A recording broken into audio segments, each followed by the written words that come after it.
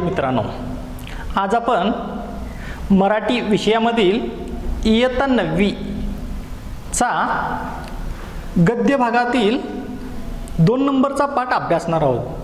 पाठाचं नाव आहे राजे लोकी बहुत सगुण असावे। पाठाचं नाव राजे लोकी बहुत सगुण असावे, म्हणजे राजे माणसानं फार सद्गुणी असायला हवं। पाठाचं नाव काय बघा, राजे लोकी बहुत सगुण असावे, राजे माणसानं फार सद्गुणी असावं, असं या पाठाचं नाव आहे। पाठाचे लेखक आहेत रामचंद्रपंत अमात्य। लेखक आहेत रामचंद्रपंत अमात्य। साहित्य प्रकार आहे बखर वाङ्मय। बखर, खबर या शब्दापासून बखर हा शब्द तयार झाला। खबर म्हणजे बातमी, हकीकत किंवा इतिहास। बखर म्हणजेच बातमी, इतिहास। आता बखर म्हणजे घटनेच्या वेळी उपस्थित राहून तत्कालीन व्यक्तीने लिहिलेला दस्तऐवज म्हणजे बखर। आता बखरची व्याख्या मी तुम्हाला काय सांगितली बघा, घटनेच्या वेळी उपस्थित राहून तत्कालीन व्यक्तीने लिहिलेला दस्तऐवज म्हणजे बखर होय। आता इथं बखरीचाच थोडासा भाग आपण घ्यायला, म्हणजे बखर वाङ्मय हा साहित्य प्रकार आहे ज्याने प्रत्यक्ष घटना पाहिलेली आहे, त्या माणसाने लिहून ठेवलेली ही घटना, ही हकीकत म्हणजे बखर असं आपण म्हणतो। आता रामचंद्रपंत अमात्य हे शिवाजी महाराजांच्या वेळचे मुत्सद्दी लेखक होते। शिवाजी महाराजांच्या वेळचे हे अतिशय तडफदार असणारे लेखक होते। आपण यांचा परिचय मागच्या तासाला किंवा मागच्या घटकामध्ये आपण पाहिलेलाच आहे। यांचा परिचय आपण आधी पाहिलेलाच आहे।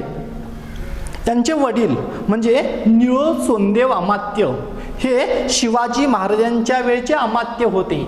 निळोसोंदेव आपण पाहतो, अनेक मालिकातून पाहतो, तर हे शिवाजी महाराजांच्या वेळेचे अमात्य होते। आणि यांचं निधन झाल्यानंतर म्हणजे 1647ला यांचं निधन झाल्यानंतर रामचंद्रपंत अमात्य आणि ते काम पुढं चालवलेलं आहे, म्हणजे अमात्यपदाचं काम पुढं चालवलेलं आहे। म्हणजेच रामचंद्रपंतांनी छत्रपती शिवाजी महाराज, संभाजीराजे आणि राजाराम महाराज यांच्या कारकिर्दीत आपलं अमात्यपद व्यवस्थित उत्तम प्रकारे सांभाळलेलं आहे।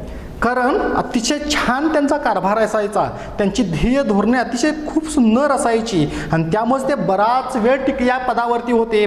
धूर्त, अनुभवी व ते निस्वार्थी होते आणि त्यामुळंच त्यांना हुकूमत पन्हा असा किताब मिळाला होता। कोणता बघा, हुकूमत पन्हा असा रामचंद्रपंत अमात्य यांना किताब मिळाला होता। खरं तर राजारामांचा मुलगा जो श्री राजा शंभू छत्रपती हे जेव्हा गादीवर आले त्यावेळेला रामचंद्र पंताकडून आज्ञापत्र हा ग्रंथ लिहून घेतला। आज्ञापत्र कुणाचा? रामचंद्रपंत अमात्यांचा।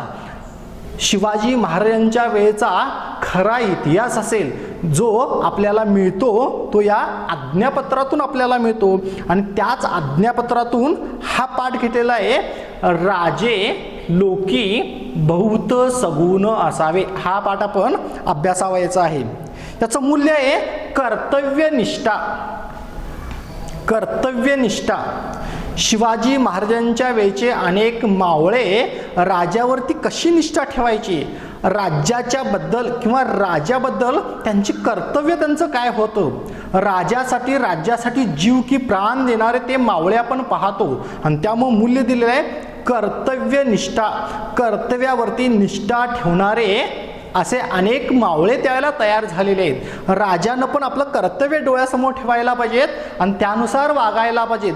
तुम्ही सुद्धा लॉकडाऊनच्या काळामध्ये आपलं कर्तव्य सांभाळत आहात आणि ऑनलाईन टीचिंग तुम्ही घेता आहात आणि त्याच्यातून तुम्ही एक एक घटक अभ्यासत जसं आहात तसंच या शिवाजी महाराजांच्या वेळेच्या अनेक मावळ्यांनी, अनेक वीरांनी आपलं कर्तव्य बजावलं म्हणून स्वतंत्र हिंदवी स्वराज्याची स्थापना केली।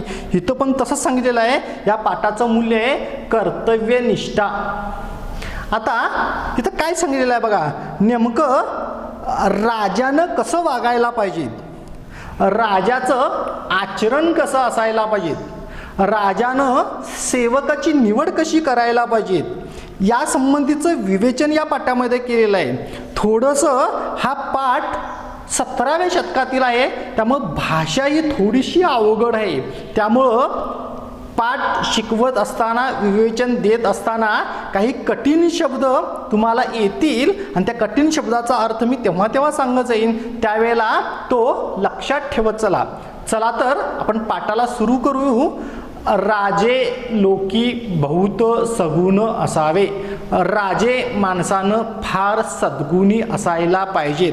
काय काय कसं असायला पाहिजेत, राजाचं वागणं कसं असायला पाहिजेत, हे रामचंद्रपंत अमात्य काय सांगायचे बघा. बघा पाठामध्ये, प्रथम राजलोकी सकल सृष्टी ईश्वर निर्मित. सकलांचा नियंता ईश्वर त्याने निर्माण केले.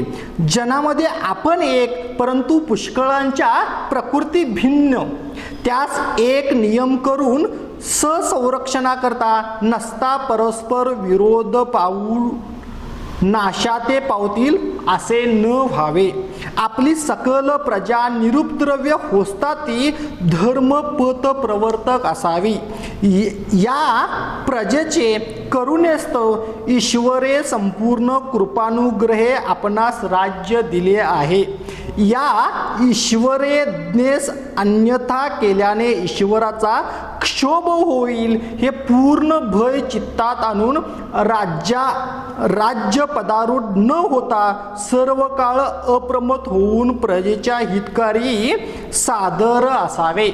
आता या 3-4 ओळीमध्ये रामचंद्रपंत अमात्य राजांना, शिवाजी राजांना असेल, संभाजी राजांना असेल किंवा राजा रामांना असेल, त्यांनी काय काय सांगितलं बघा. राजानं कसं वागायला पाहिजेत, राजाचं आचरण कसं असायला पाहिजेत, या संबंधी विवेचन करताना पंत म्हणतात की प्रथम राजलोकी, पहिला राजमाणसानं काय करायला पाहिजे म्हटलेलं आहे बघा. सकल सृष्टी ईश्वर निर्मित. पहिला राजानं हे लक्षात घ्यायला पाहिजे. काय लक्षात घ्यायला पाहिजेत, ही सगळी सृष्टी जी आहे ती कुणी निर्माण केलं, राजानं अजिबात नाही. राजानं फक्त त्याचा सांभाळ करायला पाहिजे. त्यामुळे राजानं सगळ्यात पहिला हे लक्षात ठेवायला पाहिजेत, हे ध्यानात ठेवायला पाहिजेत. सकल सृष्टी ईश्वर निर्मित. सगळी सृष्टी ईश्वराने निर्माण केलेलं आहे. त्यामुळे राजापेक्षा मोठा कोण आहे, ईश्वर परमेश्वर आहे. म्हणून म्हटलं बा, सकलांचा नियंता ईश्वर, सगळ्यांचा नियंत्रण ठेवणारा, पालन पोषण करणारा कोण आहे, राजा नाही. तर त्याच्यापेक्षा वरती कोण तर आहे, आणि तो ईश्वर. म्हणून सगळ्यांचा निर्माण करणारा, पालन पोषण करणारा कोण असेल तर तो ईश्वर आहे असं म्हटलेलं आहे बघा. त्याने निर्माण केले. त्यानं काय निर्माण केलं, राजलोकांना त्यानं निर्माण केलं, त्याने पृथ्वीला निर्माण केलं, त्यानं सृष्टीला निर्माण केलं, सगळ्या लोकांना त्यानं निर्माण केलं. हे राजानं पहिला ध्यानात ठेवायला पाहिजेत. नाहीतर मी मोठा राजा म्हणून फक्त गादीवर बसून उपयोगाचं नाही. म्हणून म्हटलेलं आहे बघा, त्यानं सगळं काही निर्माण केलेलं आहे ईश्वरानं. जनामध्ये आपण एक, जनामध्ये, जन म्हणजे माणसं, हजारो लोक आहेत, लाखो लोक आहेत. या सगळ्यामध्ये, जनामध्ये, लोकांमध्ये आपण फक्त एकटे आहोत. लाखो लोक आहेत आणि अशामध्ये आपण एकटे आहोत. त्यामुळे आपण फार मोठे आहोत. या ब्रह्मात कदाही माणसानं राहू नये. म्हणून म्हटलेलं आहे बघा, जनामध्ये आपण एक, परंतु पुष्कळांच्या प्रकृती भिन्न. पण काय, पुष्कळांच्या, अनेकांच्या प्रकृती, त्यांचं वागणं भिन्न असतं. पिंडेर मत्तीर भिन्न म्हणतात. माणसानुसार स्वभाव वेगवेगळे असतात. त्यामुळं माझ्यासारखंच वागा, नाही तर शिक्षेला तयार व्हा असं म्हणता उपयोगाचं नाही. प्रत्येक माणूस वेगवेगळा असतो, त्याचं व्यक्तिमत्व वेगवेगळं असतं, त्याच्या आवडीनिवडी वेगवेगळ्या असतात. त्यामुळं हे राजानं लक्षात ठेवायला पाहिजेत. आपण एक आणि प्रत्येक लोक जी आहेत ती आपापल्या प्रकृतीनुसार वागत असतात. त्यास एक नियम करून त्या सगळ्यांना एका नियमामध्ये आपण बांधायचं आहे. म्हणजे सगळ्यांना आपण एक नियम करायला पाहिजेत. नियमावली ही पाहिजे. जशी आपली घटना असते घटनाही सगळ्यांना बांधील असते, तसं सगळ्यांना आपण बांधील असायला पाहिजेत. करून संरक्षण करता नसता परस्पर विरोध पाहून, संरक्षण करता नसता परस्पर विरोध पाहून नाशा ते पावतील. त्यांचं संरक्षण करण्यासाठी आपण त्यांना जर विरोध करायला लागलो तर सगळेजण नाश पावतील, सगळी सृष्टी ही नाहीशी होईल. म्हणून असं करता कामा नये. काय म्हटलेलं आहे बघा, नाशा ते पावतील असे न व्हावे, तसं व्हायला नको पाहिजे, तसं करायचं नाही. सगळ्यांना एका नियमात गुंफायचं, त्यांचं संरक्षण करण्यासाठी आपण त्यांना वाटेल तशी शिक्षा द्यायची, असं व्हायला नको पाहिजेत, असं करून उपयोगाचं नाही. असे न व्हावे. आपली सकळ प्रजा निरुपद्रव्य होस्ताती.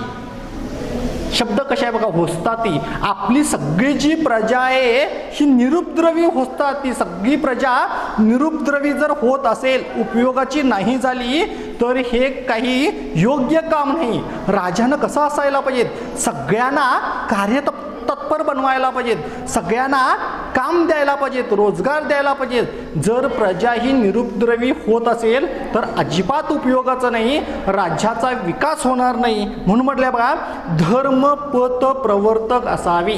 धर्मपथ प्रवर्तक, पथ म्हणजे मार्ग, प्रवर्तक म्हणजे त्यावरून जाणारा, म्हणजे धर्माचं पालन करणारी असावी. म्हणजेच काय म्हटलंय बघा, आपली सगळी जी प्रजा आहे ही धर्माचं पालन करणारी असावी. या प्रजेचे करुणेस्तव, या सगळ्या प्रजेची काळजी घेण्यासाठी, सगळ्या प्रजेचं हवं नको पाहण्यासाठी ईश्वरानं, परमेश्वरानं काय केलं, करुणेस्तव ईश्वरे संपूर्ण कृपानुग्रहे आपणास राज्य दिले. परमेश्वरानं काय केलेलं आहे बघा, या प्रजेचं करण्यासाठी तुम्हाला राज्य दिलेलं आहे, त्यांचं सगळं करण्यासाठी तुम्हाला सगळ्या कृपानु आशीर्वाद तुम्हाला परमेश्वराचा मिळालेला आहे. म्हणून शब्द वापरलेला आहे बघा, संपूर्ण कृपानुग्रहे. तुमच्यावरती अनुग्रह झाला परमेश्वराचा, परमेश्वराचे आशीर्वाद तुम्हाला मिळाले आणि त्यामुळं तुम्हाला हे राज्य दिलेलं आहे. कशासाठी, तर या सगळ्यांचं संरक्षण करण्यासाठी तुम्हाला राज्य दिलेलं आहे. या ईश्वरा आदेश अन्यथा केल्याने ईश्वराचा क्षोभ होईल. ईश्वराची आज्ञा काय आहे, या सगळ्यांचं पालन पोषण तुम्ही करायला पाहिजेत. आणि जर ईश्वरा आज्ञेश, ईश्वराच्या आज्ञेत अन्यथा केल्याने, अन्यथा म्हणजे तसं न केला तर, म्हणजे ईश्वराच्या आज्ञेचं तुम्ही पालन नाही केला तर काय होईल, हाहाकार माजेल, भयानक परिस्थिती निर्माण होईल. म्हणून ईश्वराची तुम्ही आज्ञा ऐकायलाच पाहिजेत. यासाठी काय म्हटलेलं आहे बघा, अन्यथा केल्याने ईश्वराचा क्षोभ होईल. क्षोभ होणे महत्वाचा वाक्यप्रचार आहे. अवकृपा होणे, वाईट परिस्थिती येणे, क्षोभ होणे, अवकृपा होणे. तुम्ही जर ईश्वराच्या आज्ञेचं पालन नाही केला तर ईश्वराचा क्षोभ होईल, ईश्वराची अवकृपा होईल. हे पूर्ण भय चित्तात आणून, ही भीती चित्तात मनात तुम्ही ठेवायला पाहिजेत. कोणती भीती मनात ठेवायची, जर आपण राजाचं कर्तव्य पार पाडलो नाही तर मात्र आपल्यावरती ईश्वराची अवकृपा होईल, ईश्वराचा क्षोभ होईल. आणि त्यामुळं ही भय, ही सल तुम्ही मनामध्ये ठेवायला पाहिजेत आणि त्या पद्धतीनं तुमचं कार्य तुम्ही करायला पाहिजेत. असं इथं सांगितलं बघा, चित्तात आणून राज्य पदारूढ न होता, फक्त हे भय चित्तात आणायला पाहिजेत. आणि राज्य पदारूढ न होता, फक्त राजाच्या गादीवर बसायचं नाही, फक्त पदाचा उपभोग घ्यायचं नाही, फक्त सिंहासनावरती बसून राहायचं नाही, तर आपण आपलं कर्तव्य, आपली जबाबदारी पार पाडायला पाहिजेत. म्हणून म्हटलं बा, न होता सर्व काळ अप्रमत्त होऊन प्रजेच्या हितकारी सादर असावे. सर्व काळ सतत नेहमी दक्ष असायला पाहिजेत. अप्रमत्त म्हणजे नम्र असायला पाहिजेत. राजानं नेहमी नम्र असायला पाहिजेत आणि नम्र होऊन प्रजेच्या हितासाठी सादर असायला पाहिजेत. कधीही केव्हाही कुठंही राजानं दक्ष असायला पाहिजेत. राजानं खूप नम्र असायला पाहिजेत. प्रजेसाठी वाटेल ते करायला पाहिजेत. जसे आपले शिवाजी महाराज होते, जसे आपले संभाजीराजे होते, प्रजेसाठी जीव की प्राण ते द्यायचे, प्रजेसाठी वाटेल ते करत असायचे, वाटेल ते शत्रू आपल्या अंगावरती ओढवून घ्यायचे. आणि तसं राजानं प्रजेसाठी नेहमी दक्ष असायला पाहिजे, सादर असायला पाहिजेत. तसेच आपले लाभालाभ ईश्वराधीन आहेत. आपलं लाभालाभ म्हणजे आपलं काही भलं होत असेल तर ते ईश्वरामुळं होतं, हे मनात हाणून ठेवायला पाहिजे म्हटलेलं आहे बघा. ईश्वराधीन आहेत, ते कोणाच्याने अन्यथा करवत नाही, हा दृढ निश्चय चित्तात आणून आपलं काय जर भलं होणार असेल तर ते ईश्वरामुळं होतं. हे ते दुसरं कोण करणार नाही, शत्रू आपलं भलं कधीच करणार नाही. आणि त्यामुळं ईश्वर हा आपलं भलं करणार आहे. त्यामुळं हा निश्चय, हा संकल्प, हा मनात दृढ निश्चय ठेवायला पाहिजेत. ही ठाम समजूत मनाची करायला पाहिजेत. हे चित्तात आणून सर्व काळ ईश्वराच शरण असून अंतरंगे पराधीन न होता, सर्व काळ ईश्वराच शरण असून म्हणजे नेहमी ईश्वराच्या शरण आपण जायला पाहिजेत, ईश्वराला शरण जायला पाहिजे, ईश्वराशी नतमस्तक व्हायला पाहिजेत. अंतरंगे पराधीन न होता, अंतरंगे पराधीन होणे म्हणजे वरती दाखवायचं आणि अंतःकरणापासून परमेश्वराला दूषणं द्यायची असं नाही. जे पोटात असतं ते ओटावरतीच असायला पाहिजेत. पण काही लोक दुत्तोंडी असतात, काही लोक वर दाखवण्यासाठी वेगळंच ढोंग दाखवतात आणि अंतरंगातून मात्र त्याच्याशी शत्रुत्व निर्माण करत असतात. त्यामुळे असं ढोंगी साधू, ढोंगी राजा होता कामा नये. म्हणून म्हटलंय बघा, अंतरंगे पराधीन न होता सेवक लोके केले सेवेची अवगणना न करिता. समजा एखाद्या सेवक माणसानं, एखाद्या सैनिकानं जर काम चांगलं केलं असेल, सेवा चांगली केलेली असेल तर त्या सेवेची अवगणना म्हणजे अपमान करणे. असं कुणाचा अपमान करायचं नाही. ज्यानं चांगलं काम केलेलं आहे त्याला प्रोत्साहन द्यायला पाहिजे, शाबासकी द्यायला पाहिजेत. म्हणून म्हटलं बघा, सेवकांच्या चांगल्या कामाचं कौतुक करायला पाहिजेत. अवगणना म्हणजे अपमान न करिता यथा न्याये यथा अधिकारे यथोचित सेवक लोकांची मनोधरण करत वर्तावे.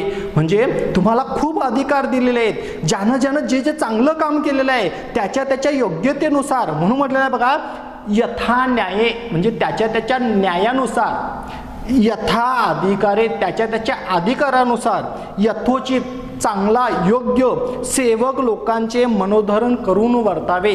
त्यांचं मन आपण जाणून घ्यायचं आणि त्यांना तसं बक्षीस वगैरे आपण द्यायचं. म्हणजे चांगल्या केलेल्या कामाचं त्याच्या अधिकारानुसार, योग्यतेनुसार आपण कौतुक हे करायलाच पाहिजे, शाबासकीही द्यायलाच पाहिजेत.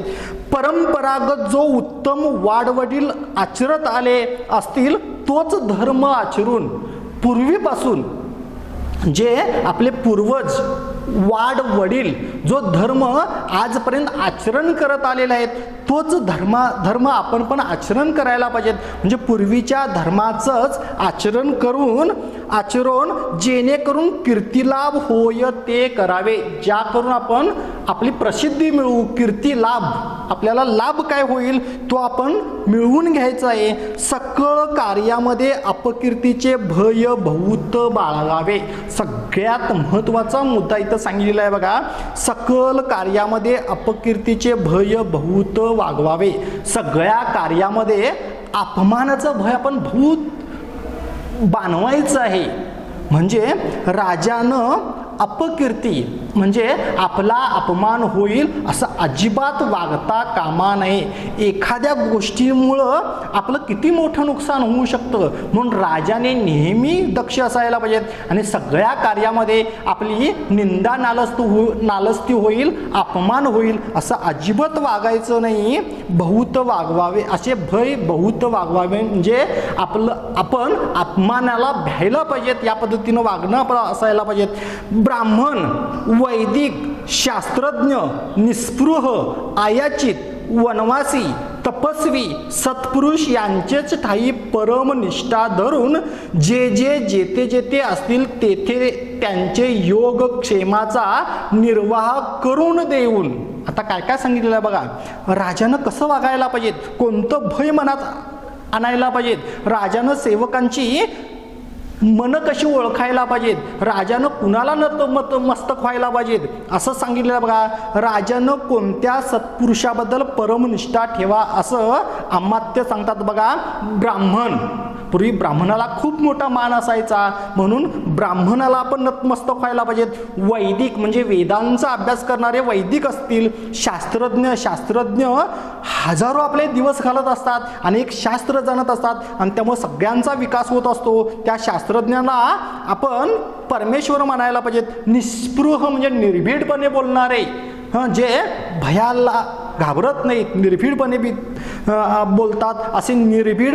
आयाचित म्हणजे कोण बघा, याचना न करता मिळेल तेवढ्यावर संतोष मानणारी अशी काही माणसं असतात आणि त्याच्यातून ते उदरनिर्वाह करत असतात, देशहिताचं काम करत असतात, असे आयाचित असेल. किंवा वनवासी म्हणजे वनामध्ये वास्तव्य करणारे, तपस्वी म्हणजे साधू संत संन्यासी वगैरे असे सत्पुरुष, असे चांगले पुरुष जे समाजामध्ये आहेत. कोणते कोणते सांगितले बघा.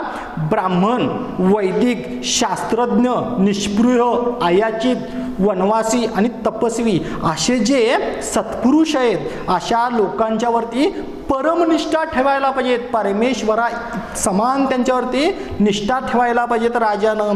आणि ते जिथं असतील, वनवासी वनात असेल, सत्पुरुष कुठं पण असू शकतात, मग अशा लोकांचा त्यांचे योगक्षेमाचा निर्वाह करून, योगक्षेमाचा निर्वाह करणे अतिशय महत्त्वाचा वाक्यप्रचार आहे. योगक्षेमाचा निर्वाह करणे म्हणजे चरितार्थाची सोय करून देणे. चरितार्थ, त्यांचा चरितार्थ चालायला पाहिजेत, त्यांचा उदरनिर्वाह चालायला पाहिजेत. ही लोक पोट भरण्यासाठी जगत नसतात, तर ते जगण्यासाठी खात असतात ही लोक. आणि त्यामुळं म्हटलेलं आहे बघा, अशा लोकांचा ती जिथं असतील तर त्यांची आपण सोय करायला पाहिजे, त्यांच्या योगक्षेमाचा म्हणजे चरितार्थाची सोय करायला पाहिजेत.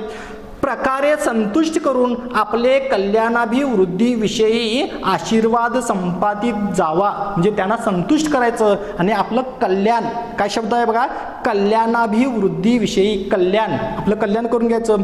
अभिवृद्धी, वाढीसाठी आशीर्वाद संपादित जावा, त्यांच्याकडून आपण आशीर्वाद घ्यायला पाहिजेत. त्यांना वाटेल तेवढं आपण द्यायला पाहिजे, धनधान्य वगैरे, आणि त्यांच्याकडून आशीर्वाद घ्यायला पाहिजेत, कारण तीच लोक महत्त्वाची असतात राज्य जडणघडणीमध्ये. वेशधारी, फकीर, जोगी, जंगमादी जे केवळ भुताटकी करून फिरणारे यांचा विश्वास न धरिता काही लोक मात्र आपल्या समाजाला वाईट वळण लावत असतात. काही लोकांच्यापासून आपण सावध असायला पाहिजेत. कोणती लोक म्हटले बघा, काय अमात्य सांगतात, वेशधारी. काही लोक वेश परिधान वेगवेगळा करतात, साधू संतांचा वेश परिधान करतात आणि अंतरंगे ढोंग करत असतात अशी लोक. फकीर, काही फकीर म्हणून फिरणारी लोक असतात, थोरा मोठ्यांची नावं घ्यायचं आणि आपण लुटमार करायचं. जोगी म्हणजे गोसावी किंवा योगी, किंवा जंगबादी म्हणजे नेहमी फिरत असणारे भटकी काही लोक असतात. अशा लोकांच्या, किंवा काही भुताटकी करणारी, काही भविष्य सांगणारी लोक आजूबाजूला फिरत असतात, पण ही आपल्याला फसवत असतात. यांच्यावरती फार विश्वास ठेवता कामा नये राजानं. विश्वास न धरिता, मोह न पावता त्यांना भुलून जायचं नाही. नाहीतर भविष्य चांगलं सांगायला आपल्याबद्दल छान बोलतो म्हणून त्यांना आपण मित्र ठेवायचं आणि एक दिवस मात्र हे आपल्याला फसवून पसार होणार, असं त्यांच्यावरती अजिबात मोह ठेवायचा नाही. अल्प स्वल्प भिक्षा देऊन, बिचारी पोटासाठी सगळी करत असतात म्हणून त्यांना अल्प थोडी वगैरे भिक्षा त्यांच्या पोटापुरता आपण द्यायचं. देऊन परभारे वाटेच लावावे, परस्पर त्यांना वाटेला लावायचं. काय जेवढं आपल्याला जमेल तेवढं त्यांना द्यायला पाहिजे. फार विश्वास त्यांच्यावरती टाकू नये. तपस्वी, शीघ्रकोपी यांचा सहवास न धरिता दुरूनच त्यांचा परामर्श करून. पूर्वीचे तपस्वी किती उग्र तप करायचे माहिती आहे आपल्याला. त्यामुळे अशा लोकांना आपण यांच्यापासून 2 हात लांबच राहायला पाहिजे, सावध असायला पाहिजे.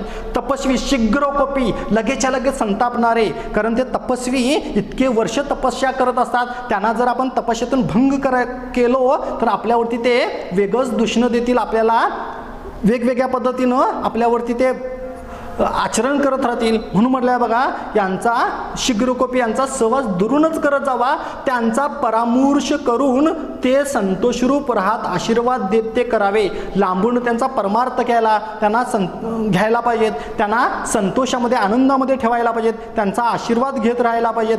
पण काय म्हटलेलं आहे बघा, अंध, पंगू, आतुर, अनाथ, अनुत्पन्न जे असतील त्यांचे ठाई भूतदया धरून ते जिवंत असती जो तो त्यांचा जीवनोपाय करून देऊन चालवीत जावे.